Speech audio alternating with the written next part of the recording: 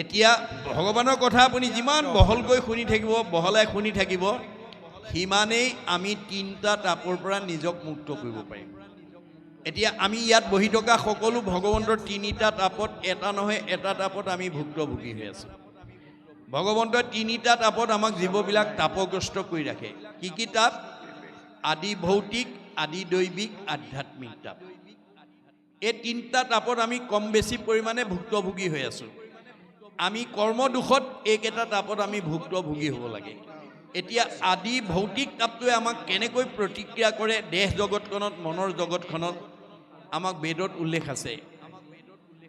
মৃগ পক্ষী মনুষ্যাদৈ সৰীসৃপা দৈশ্য ৰাক্ষসৈ নিৰ্ণং জন্যতে আদি ভৌতিক।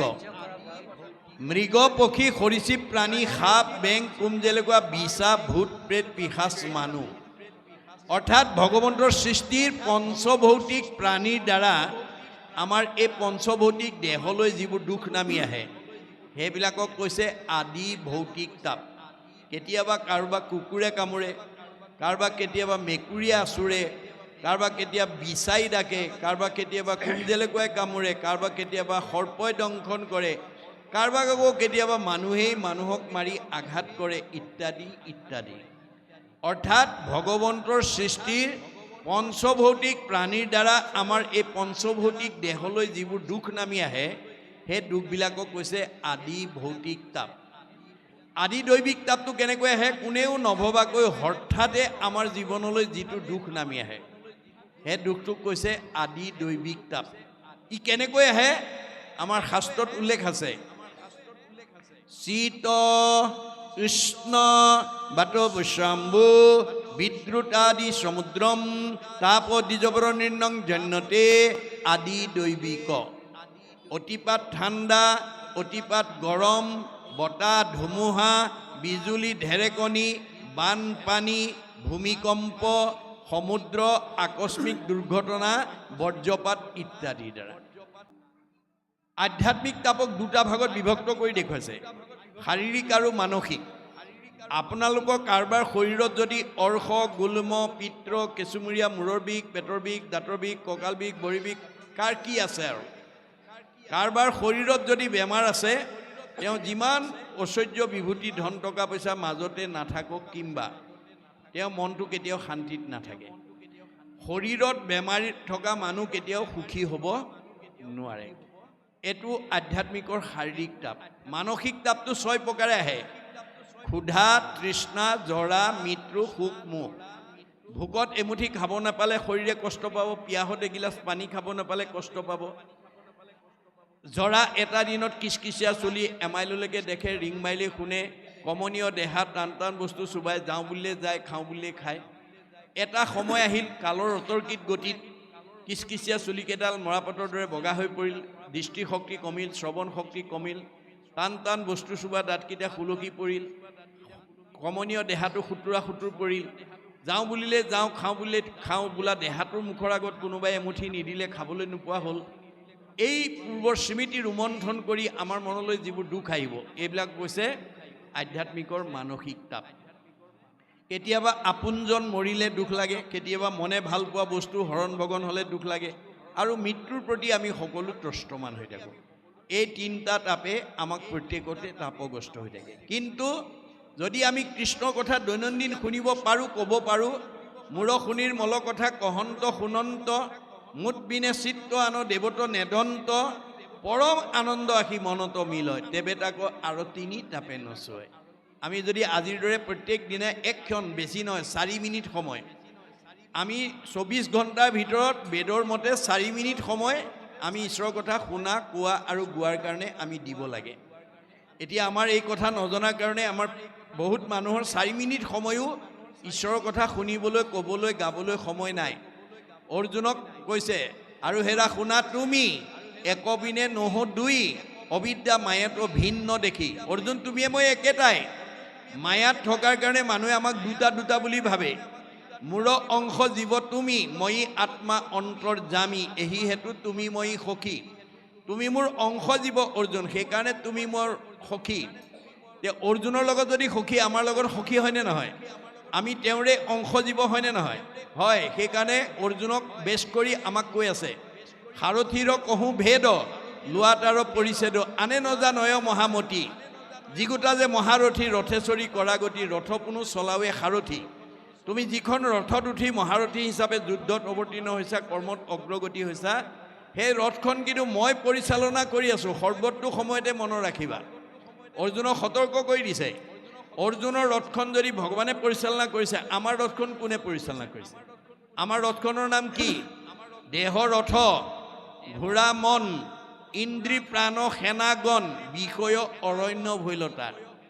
এতিয়া আমাৰ বহুত মানুহ যিজন আমাৰ হৃদয়ত থকাৰ কাৰণে আমি চকুৰে দেখিছোঁ, কাণেৰে শুনিছোঁ, মুখেৰে খাইছোঁ, হাতেৰে কৰিছোঁ, ভৰিৰে গৈছোঁ, অৰ্থাৎ আমি জীয়া মানুহ হৈ আছোঁ।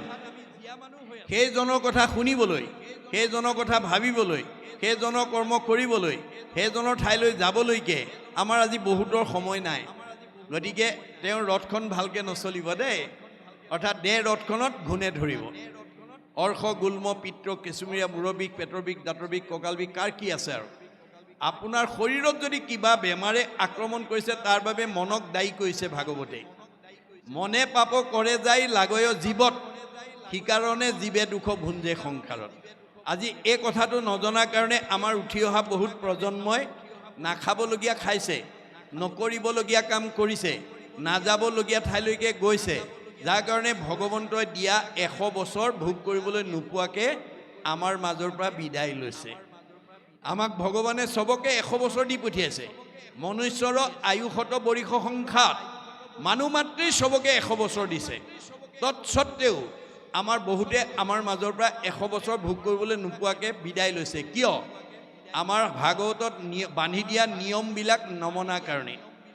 আমাৰ ভাগৱতত 8 প্ৰকাৰ নিয়মৰ কথা কৈছে দেই, সদাচাৰ বুলি কয়। 8 প্ৰকাৰ সদাচাৰ আমি জানিব লাগিব। কি কি সদাচাৰ? কায়ৰ সদাচাৰ, বাক্যৰ সদাচাৰ, মনৰ সদাচাৰ, গমন সদাচাৰ, শৌচ সদাচাৰ, অন্ন সদাচাৰ, স্নান সদাচাৰ, শয়ন সদাচাৰ। এই 8 প্ৰকাৰ সদাচাৰ যদি আপুনি নিজেও মানে, ল'ৰা ছোৱালীক ঘৰৰ পৰিয়ালক যদি মনাব পাৰে, আপোনালোকৰ ঘৰখনত বেমাৰ আজাৰ নহয় আৰু 100 বছৰৰ আগতে কোনো বিদায় ল'ব লগা নহয়। কাৰণ মহাপুৰুষ শংকৰদেৱৰ দিনত কেইবাজনো আটা পুৰুষে শংকৰ মাধৱৰ পৰাই ভাগৱতৰ ব্যাখ্যা শুনিছিল, কিন্তু তেওঁলোকৰ এটা চাৰিত্ৰিক বৈশিষ্ট্য আছিল, গুৰুতকৈ শিষ্য সিয়ান, খুচৰি খুচৰি লয় জ্ঞান। নজনা কথাবিলাক চব শিকি লৈছিল। শিকাওঁতা মাধৱদেৱে 107 বছৰ জীয়াই থাকিল, শিকাওঁতা শংকৰদেৱ 120 বছৰ জীয়াই থাকিল। তেওঁলোকৰ পৰা শিক্ষা লোৱা বদলা আটা 130 বছৰ, ৰাম আটা 140 বছৰ, মথুৰা দাস আটাই 151 বছৰলৈ আয়ুস বঢ়ালে। ভগৱানে দিয়া বয়স 100 বছৰহে আছিলে। এই ওপৰঞ্চি বয়সবিলাক কাৰ পৰা পালে? যিবিলাকে নীতি নিয়ম নামানে, সদাচাৰ নামানে, অনাচাৰ ব্যভিচাৰ কৰিব, তেওঁলোকৰ পৰা আয়ুস কাটি নি মনাবিলাকক যোগ দিব। আপোনালোকৰ এইখন গাঁৱত, শালমৰীয়া গাঁৱত আটাইতকৈ বেছি বয়স পোৱা মতা মানুহ কোন আছে আৰু আটাইতকৈ বেছি বয়স পোৱা মাইকী মানুহ কোন আছে? আপোনালোকে এবাৰ চালেই এই তথ্যটো পাব। সেইজন মতা মানুহেই গাঁওখনৰ ভিতৰত বেছি আয়ুস আছে, যিজনে নীতি সদাচাৰ মানি চলে আৰু ঈশ্বৰৰ ভক্তি আছে। মাইকী মানুহ সেইজনীৰে আয়ুস বাঢ়িব যিগৰাকী মাইকী মানুহ নীতি সদাচাৰী আৰু ঈশ্বৰৰ ভক্তি থাকিব। তেওঁ আনতকৈ আয়ুস বঢ়াব পাৰিব। মনত ৰাখিব কথাটো। গতিকে এই 8 প্ৰকাৰ সদাচাৰ, প্ৰথম কায়ৰ সদাচাৰ। এই কায়টো আমি পৰ উপকাৰ কামত লগাব লাগিব। মই আজি আৰম্ভণিতে আপোনালোকক কৈছোঁ যে যদিও এইটো 4 দিনীয়া ভাগৱত পাঠ ব্যাখ্যা নহয়, এইটো যজ্ঞ, এইটো কলিৰ যজ্ঞ, নাম যজ্ঞ, ভাগৱত যজ্ঞ, ভক্তি যজ্ঞ। এই যজ্ঞটো পূৰ্ণাংগ কৰিবৰ কাৰণে আমি যদি এই শৰীৰটো অকণমান প্ৰয়োগ কৰিব পাৰোঁ, তেতিয়াহ'লে পৰোপকাৰায় ইদম শৰীৰম। অনুষ্ঠান মানে মই বুলি কৈছে। এই অনুষ্ঠানটো সৰ্বাংগ সুন্দৰ কৰিবৰ কাৰণে যদি আপুনি অকণমান কায়েৰ সহযোগিতা আগবঢ়ায়, তেতিয়া পুণ্য হ'ব। পৰোপকাৰায় ইদম শৰীৰম। কায়ৰ সদাচাৰ, বাক্যৰ সদাচাৰ, সত্যপ্ৰিয় হিত, মনৰ সদাচাৰ, দয়া প্ৰেম কৰোণা, গমন সদাচাৰ। আমাৰ ভৰিকেইটা ভগৱানে যাব দিছে, যাব দিলে বুলিয়ে অগম্যা গমন কৰিলে নহ'ব। আমি কলৈ যাব নালাগিব, আমাৰ নিয়ম বান্ধি থৈছে। কোনো সংঘ অনাসংঘ বামুণীয়া কীৰ্তনীয়া সত্ৰ সমাজৰ কাৰণে নহয়। শংকৰদেৱৰ ধৰ্ম আদৰ্শটো বিশ্ব মানৱৰ কাৰণে। শংকৰদেৱে ভাগৱতৰ মাজেদি বিশ্ববাসীক আহ্বান জনাইছে। কি বুলি কৈছে? উবা নৰলোক হৰি ভজি উক ধৰা ইটো উপদেশ, এৰা আলজাল জীৱা কতকাল জৰা ভৈল পৰৱেশ এইটো উবা অসমৰ মানুহ ভাৰতৰ মানুহ সংঘৰ অনাসংঘৰ বুলি শংকৰদেৱ যদিও অসম মাটিৰ বুকুত আৱিৰ্ভাৱ হৈছিল অসমৰ বা ভাৰতৰ মানুহক বা সংঘ অনাসংঘক কোৱা নাছিল বিশ্বৰ মানৱক উদ্দেশ্যি কৈছিল যাৰ কাৰণে মহাত্মা গান্ধীয়ে তেওঁৰ আহ্বানৰ প্ৰতি সঁহাৰি জনাই এটা মন্তব্য দি থৈ গৈছে কি বুলি What Shankardeva was alone able to do nowadays the whole army of the English knowing people cannot do বিশ্বত এতিয়ালৈকে যিমান বিলাক গুৰু আৱিৰ্ভাৱ হ'ল শংকৰদেৱে বিশ্ব মানৱৰ কাৰণে যিমান অমূল্য অৱদান দি থৈ গ'ল পৃথিৱীত কোনো গুৰুৱে সিমান অৱদান দিব পৰা নাই আৰু শংকৰদেৱ অসম মাতৃৰ বুকুত আৱিৰ্ভাৱ হোৱাৰ কাৰণে অসমবাসীক ভূয়সী প্ৰশংসা কৰি থৈ গৈছে মহাত্মা গান্ধীয়ে কি বুলি কৈছে Assam is indeed fortunate for Sankardev has 5th century back given to Assamese people an ideal which is also my ideal of Ram Rajya মই যিখন ৰাম ৰাজ্য অসমত প্ৰতিষ্ঠা কৰা মানস কৰি আহিছিলোঁ শংকৰদেৱে 500 বছৰ পূৰ্বতে সেই ৰাম ৰাজ্য অসমত প্ৰতিষ্ঠা কৰি থৈ গৈছে অসমবাসী সঁচাকৈয়ে ভাগ্যৱান কিন্তু আজি আমি অসমৰ মানুহে গুৰুজনাৰ এই দৰ্শন আজিৰ দৰে শৃংখলাবদ্ধভাৱে পুংখানুপুংখভাৱে আলোচনা নকৰাৰ কাৰণে আমাৰ মাজতে বিভাজন হৈ আছে একেখন গাঁৱতে 2-3টা খেল বা 2-3খন সমাজে আমি বসবাস কৰিব লগা আছে এইটো আমাৰ কাৰণে দুৰ্ভাগ্য শংকৰদেৱে কিন্তু আমাক এটা জাতি বৰ্ণ বৈষম্যহীন এখন সমাজ প্ৰতিষ্ঠা কৰি এই আদৰ্শৰে আমাক অনুপ্ৰাণিত হ'বৰ কাৰণে আহ্বান জনাইছিল আপোনালোকে সকলোৱে জানে যে প্ৰাক শংকৰী যুগক অন্ধকাৰ যুগ বুলি কোৱা হৈছিল শংকৰদেৱ আৱিৰ্ভাৱ হোৱাৰ আগত আমাৰ অসমখন অন্ধকাৰ যুগ বুলি কোৱা হৈছিল আৰু সেই সময়ত অসমৰ মানুহে ধৰ্মৰ নামত মানুহ বলি দিবলৈ কুণ্ঠাবোধ কৰা নাছিল তেনে এটা সন্ধিক্ষণতে শংকৰদেৱ আৱিৰ্ভাৱ হৈ অসমৰ চাৰিওফালে ঘূৰি চাই দেখিলে যে অসমত বিভিন্ন জাতি জনগোষ্ঠীৰ মানুহে বসবাস কৰি আছে আৰু এই সকলোবিলাক ঈশ্বৰৰ অমৃতৰ সন্তান এই আধ্যাত্মিক জ্ঞানটো মই যদি অসমবাসীক দি থৈ যাব নোৱাৰোঁ ভৱিষ্যতে এওঁলোকে কেতিয়াও একতাৰ দোলেৰে বান্ধ খাব নোৱাৰিব সমন্বয়ৰ সেতু বান্ধিব নোৱাৰিব গতিকে তেওঁ সেইকাৰণে সমস্তৰে মাজত এই আধ্যাত্মিক অৰ্থাৎ আত্মসম্পৰ্কীয় জ্ঞানটো দিবৰ কাৰণে অসমখনক অন্ধকাৰ পৰা পোহৰলৈ আনিবৰ কাৰণে প্ৰথম সমাজ সংস্কাৰ পথটোকে তেওঁ হাতত তুলি লৈছিল দাৰ্শনিক পণ্ডিতে কৈছে কাষ্ট মানে socialism cannot come until the caste system is ended caste system is the moral enemy of socialism এখন সমাজ গঠন কৰিবলৈ হলে জাতিভেদ প্ৰথা থাকিব নালাগিব জাতিভেদ প্ৰথা সমাজ সংগঠনৰ এটা অন্তৰায় গতিকে এই কথা শংকৰদেৱে বুজি পেলাই আমাৰ প্ৰথম জাতিভেদ প্ৰথাটো বিনাশ কৰিবৰ কাৰণে সকলো জাতি জনগোষ্ঠীৰ পৰা তেওঁ ভকতক সংস্কাৰ কৰি লৈ আহিলে কেনেকৈ আনিলে ভগৱানৰ হাজাৰটা নামৰ পৰা এটা এটা নাম দি লৈ আহিলে আৰু দ্বিতীয় স্কন্ধৰ ভাগৱতত সেই কথাটো উল্লেখ আছে কিৰাত কছাৰী খাচী গাৰু মিৰি যবন কংক গোৱাল ধুবাজে তোৰুক অসম মূলোক কুবাচ মেল চাণ্ডাল আনু হব পাপী কৃষ্ণ সেৱ কৰ সংগত পবিত্ৰ হয় হৰিত একান্তে ভকতি কৰিয়া বৈকুণ্ঠে সুখে চলয় আজি এই 4দিনীয়া কাৰ্যসূচী ভাগৱত পাঠলৈ ইয়াত অঞ্চলৰ সকলো জাতি জনগোষ্ঠীৰ মানুহে আহি অংশগ্ৰহণ কৰিব পাৰে তাত কোনো বাধা নাই সকলোৱে ঈশ্বৰৰ কথা শুনি বৈকুণ্ঠলৈ পথ মুখ প্ৰশস্ত কৰিব পাৰে তাত কোনো বাধা নাই সেইকাৰণে সকলো জাতি জনগোষ্ঠীৰ পৰা ভকতক সংস্কাৰ কৰি আনিছিল কেনেকৈ ভগৱন্তৰ হাজাৰটা নামৰ পৰা এটা এটা নাম দিয়ে সংস্কাৰ কৰি আনি সমাজক পৰিচয় কৰাই দিছিল কি বুলি এৰা সমাজৰ লোকসকল এয়া তোমালোকৰ মাজলৈকে মই আজি গাৰুৰ ভকত আনিছোঁ দেই তোমালোকে এওঁক আজিৰ পৰা গাৰু বুলি ঘৃণা নকৰিবা এওঁ ঈশ্বৰৰ অমৃতৰ সন্তান এওঁক আজিৰ পৰা তোমালোকে গোবিন্দ আতৈ বুলিবা এয়া মই নগাৰ ভকত আনিছোঁ এওঁক আজিৰ পৰা তোমালোকে নৰোত্তম আতৈ বুলিবা এয়া মই যবনৰ ভকত আনিছোঁ এওঁক আজিৰ পৰা জয় হৰি আতৈ বুলিবা এয়া মই কাৰ্বিৰ ভকত আনিছোঁ এওঁক তোমালোকে আজিৰ পৰা ভোলাই আতৈ বুলিবা এয়া মই জয়ন্তীয়াৰ ভকত আনিছোঁ এওঁক আজিৰ পৰা তোমালোকে মাধৱ আতৈ বুলিবা এয়া মই হীৰাৰ ভকত আনিছোঁ এওঁক আজিৰ পৰা তোমালোকে মথুৰা দাস আতৈ বুলিবা এয়া মই আহোমৰ ভকত আনিছোঁ এওঁক আজিৰ পৰা তোমালোকে নৰহৰি আতৈ বুলিবা। এয়া মই কছাৰীৰ ভকত আনিছোঁ, এওঁক আজিৰ পৰা তোমালোকে বলাই ৰমাই বুলিবা। এয়া মই মিচিঙৰ ভকত আনিছোঁ, এওঁক আজিৰ পৰা তোমালোকে পৰমানন্দ আতৈ বুলিবা।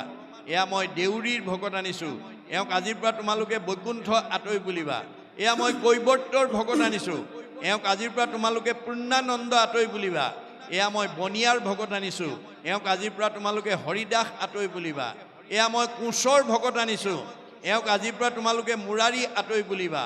এয়া মই কলিতাৰ ভকত আনিছোঁ, এওঁক আজিৰ পৰা তোমালোকে গোপাল আতৈ বুলিবা। এয়া মই ভুটীয়াৰ ভকত আনিছোঁ, এওঁক আজিৰ পৰা তোমালোকে দামোদৰ আতৈ বুলিবা। এয়া মই নাপিতৰ ভকত আনিছোঁ, এওঁক আজিৰ পৰা তোমালোকে নাৰায়ণ ঠাকুৰ আতা বুলিবা। এয়া মই তিৱাৰ ভকত আনিছোঁ, এওঁক আজিৰ পৰা তোমালোকে সুদাম আতৈ বুলিবা। এয়া মই কায়স্থৰ ভকত আনিছোঁ, এওঁক আজিৰ পৰা তোমালোকে সতাই আতৈ বুলিবা। এয়া মই মুছলমানৰ ভকত আনিছোঁ, এওঁক আজিৰ পৰা তোমালোকে শ্যাম কাই আতৈ বুলিবা। তাৰ পৰা অপ্ৰভংশ হৈ চান্দখাই হৈছে। এয়া মই ব্ৰাহ্মণৰ ভকত আনিছোঁ, এওঁক আজিৰ পৰা তোমালোকে অনন্ত কণ্ডলী সাৰ্বভৌম ভট্টাচাৰ্য বুলিবা। এইধৰণে সকলো জাতি জনগোষ্ঠীৰ পৰা ভকতক সংস্কাৰ কৰি আনি বৰ্ণ বৈষম্য এখন সমাজ প্ৰতিষ্ঠা কৰি ঘোষণা দি থৈ গৈছিল। কি বুলি? অহৰিক ভজয় যিটো তাকে বোলে জাতি, কৃষ্ণত বিমুখ যিটো সেহিহে অজাতি। মানুহক দুটা ভাগত, এটা জাতি আৰু এটা অজাতি। প্ৰথম স্কন্ধ ভাগৱত সুতে 28,000 ঋষিক সেই কথাটোৱে কৈছিল। 28,000 বেদজ্ঞ শাস্ত্ৰজ্ঞ ঋষি শৌনকে প্ৰমুখ্য কৰি কৃষ্ণ বৈকুণ্ঠ প্ৰায়ণ হোৱাৰ লগে লগে পৃথিৱীলৈ কলি আহিল বুলি যেতিয়া তেওঁলোকে ত্ৰেতা যুগৰ যজ্ঞ আৰম্ভ কৰিলে, এদিন দুদিন নহয়, হাজাৰ হাজাৰ বছৰ যজ্ঞ কৰি যজ্ঞৰ ধোঁৱাৰে গা ধোঁৱাবৰণীয়া হৈ গ'ল, কিন্তু ফল নাপালে। অৱশেষত উপায়ন্তৰ হৈ সেই সময়লৈকে নিজ জাতি বুলি সমাজত বহিবলৈ নিদি বহুত যোজন পিছত বহিবলৈ দিয়া সুতক আমন্ত্ৰণ কৰি আনি গুৰু আসনত বহুৱাই তেওঁ আহ্বান জনালে। শৌনক বদতি শুনা সুত মহামানী, পৰম পাতকী কলি পাইলে হেন জানি, আৰম্ভিলো যজ্ঞ আশী সহস্ৰ বছৰ, হোম ধূৰ্মে ধূৰ্ম বৈন্য ভৈলে কলেবৰ। যে আমি কলি আহিল বুলি ভাবি যজ্ঞ কৰি যজ্ঞৰ দুৱাৰে গা ধোঁৱা বৰণীয়া হৈ গ'ল, কিন্তু ফল নাপালোঁ। যিটো কৰ্ম কৰোৱাটো নাহিকে বিশ্বাস, আপোনাৰো আয়ুকো কৰিলোঁ ব্যৰ্থে নাশ। আমাৰ আয়ুষে নষ্ট হ'ল। সম্প্ৰতি তুমি সি চিন্তি উক মহাহিত, কৰাই উক পান কৃষ্ণ চৰিত্ৰ অমৃত। এতিয়া তুমি কৃষ্ণৰ অমৃতময় কথা শুনাই আমাক উদ্ধাৰ নকৰিলে আৰু গত্যন্তৰ নাই। এই আহ্বান শুনি সুতে কি বুলি মন্তব্য কৰিছিল? অকিনো মহাভাগে তোমাখাৰ আগে, কহিবু কৃষ্ণৰ লীলা মাধৱৰ কথা সম্যকে পুছিলা। অমুক জীৱদান দিলা। হে শৌনক প্ৰমুখ্যে 28,000 ঋষি, তোমালোকে আজি মোক কৃষ্ণ কথা ক'বলৈ কৈ মোক জীয়া মানুহ কৰি থৈলা। মই এই মুহূৰ্তলৈকে মৰা মানুহ হৈ আছিলোঁ। কৃষ্ণৰ কথাটো মোৰ মহালাভ আছে। কৃষ্ণৰ কীৰ্তনে জাতি অজাতি নাবাছে। দুটা ভাগ হে নাই, এটা জাতি আৰু এটা অজাতি। মাধৱদেৱে কৈছে আৰু চৈতন্যপন্থীয়ে কৈছে, মুচিও শুচি হয় যদি হৰিক ভজে, আৰু শুচিও মুচি হয় যদি হৰিক তেজে। মাধৱদেৱে কৈছে, ৰাম বুলি তৰে মহা মহা অন্ত জাতি, যিটো নাম নলয়ে হীনতো হীন আতি। এয়া শাস্ত্ৰৰ দৰ্শন। গতিকে এই কথাবিলাক যাতে আমি সমাজত আমি প্ৰচাৰ কৰি আমি যাতে এটা জাতি হিচাপে বাস কৰিব পাৰোঁ, কাৰণ ঈশ্বৰ ভক্তিপৰায়ণ যাতে আমি হওঁ, তাৰ কাৰণে আমি গুৰুত্ব দিব লাগিব, আৰু তেতিয়া আমাৰ জীৱই মুক্তি লাভ কৰিব। এই তথ্য আমাক দিছে। তাৰপিছত কৈছে যে তুমি হেন বৈষ্ণৱত কৈব কৃষ্ণ কথা, মুত আত পৰে আন নাহিকে সৰ্বথা। তুমি যেতিয়া কৃষ্ণ কথা জানিবলৈ ইচ্ছা কৰিছা, মই কমেই। আপোনালোকে মনত ৰাখিব, এজনেই পৃথিৱীত গুৰু আৱিৰ্ভাৱ হৈছে যিজনে সাম্যবাদ প্ৰতিষ্ঠা কৰিছে। স্ত্ৰী শুদ্ধে কৰে যদি আমাতো ভকতি, তাহাক দিবা জ্ঞান মহামতি। মাইকী মানুহেও যদি মোৰ কথা শুনিবলৈ আগ্ৰহ কৰে, তুমি মুক্ত মনে ক'বা। কিন্তু মতা মানুহ হয়, কিন্তু অভিমান অহংকাৰ নুশুনে। সতত দাম্ভিকত নকহিবা ইটো তত্ত্ব, সদা উপদেশ দিবা বৈষ্ণৱ জনত। গুৰুজনৰ আদৰ্শ মতে দেহৰহে মতা মাইকী আছে, আত্মাৰ নাই। আত্মাটো মাইকী মানুহৰ দেহতে থাকক বা মতা মানুহৰ দেহত, আত্মাৰ দুটা ভাগ আছে, এটা সংস্কাৰী, এটা অসংস্কাৰী, এটা পুণ্যৱন্ত, এটা পাপৱন্ত। এতিয়া আপোনাৰ দেহত থকা জীৱটো পাপাত্মা নে পুণ্যাত্মা আপুনি নিজেই পৰীক্ষা কৰিব লাগিব। দ্বাদশ স্কন্ধ ভাগৱতত মাত্ৰ পদ্ধতিটো দিছে, কি বুলি? অজিন পাতকী আত নাপাতিব কাণ, পাপীৰ পুণ্যৰ দেখা প্ৰত্যক্ষ প্ৰমাণ। আপোনাৰ আত্মাটো পুণ্যাত্মা নে পাপাত্মা আপুনি নিজেই প্ৰমাণ কৰক। যদি ঈশ্বৰৰ কথা শুনি ভাল লাগিছে, আগ্ৰহ বাঢ়ি গৈছে, আপুনি পুণ্যাত্মা। যদি কৃষ্ণ কথা শুনি আমনি পাইছে, অশান্তি পাইছে, পাপাত্মা। বছ সিমানেই আৰু, বেছি জানিব নালাগে দেই। দুটা ভাগত বিভক্ত কৰি দেখুৱাইছে। গতিকে এতিয়া কৈছে, তুমি হেন বৈষ্ণৱত কৈব কৃষ্ণ কথা, মূৰ আত পৰে আন নাহিকে। তোমাৰ নিচিনা বৈষ্ণৱক মই কৃষ্ণ কথা কোৱাটো মোৰ দায়িত্ব। মনুষ্যৰ মৃত্যু পাশ ছেদে হৰি যশে, দেখাও আত পূৰ্ব সাক্ষী শুনিও সুৰসে।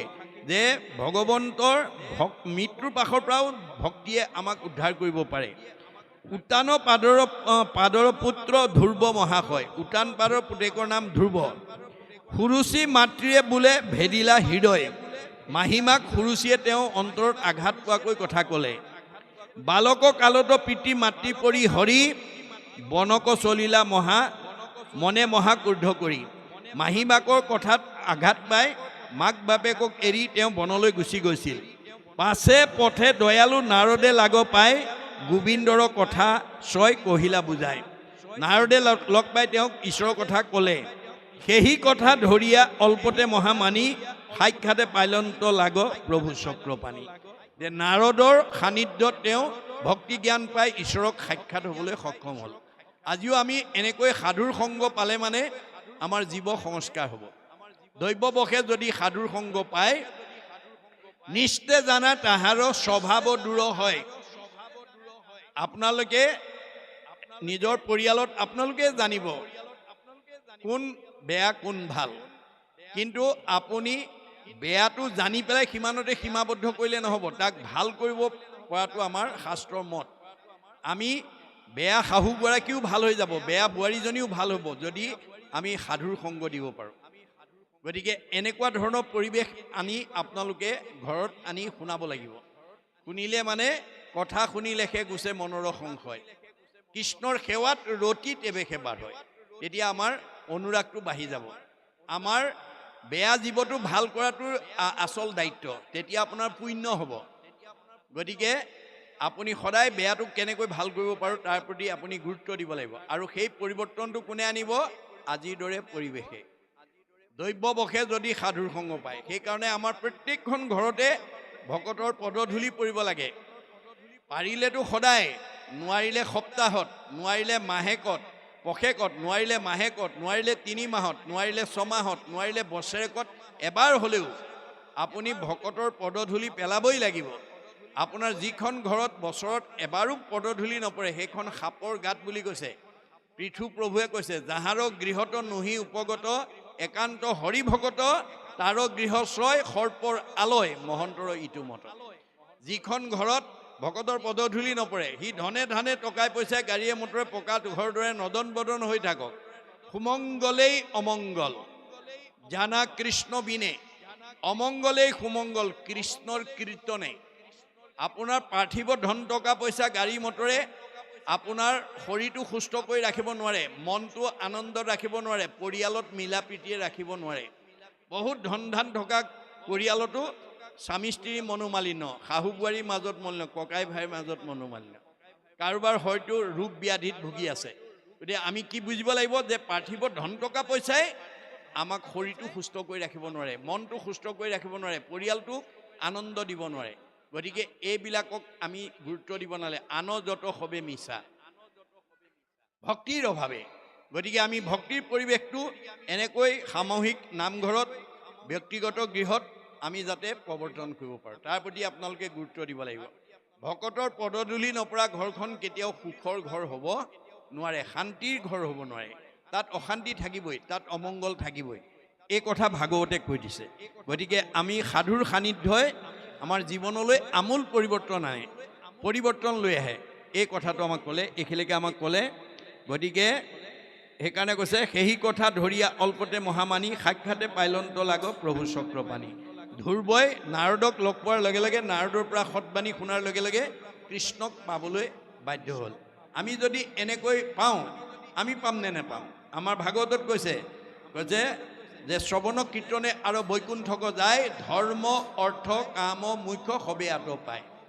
ইয়াতেই আছে কপিলে মাকক কৈছে স্বৰ্গ নৰকক দুইকো ঐত্য দেখা আয় কতো সুখে কতো দুখেতে প্ৰাণ যায়।